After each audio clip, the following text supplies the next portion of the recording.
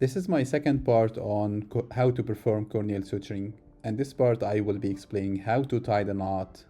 I prefer to use slip knot technique in corneal incisions. Here I started with the regular throw, and then I pull with my left hand to adjust the tail length to the length I prefer.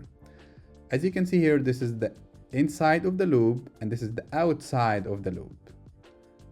This is the outside of the loop. I'm creating a loop here around my needle driver.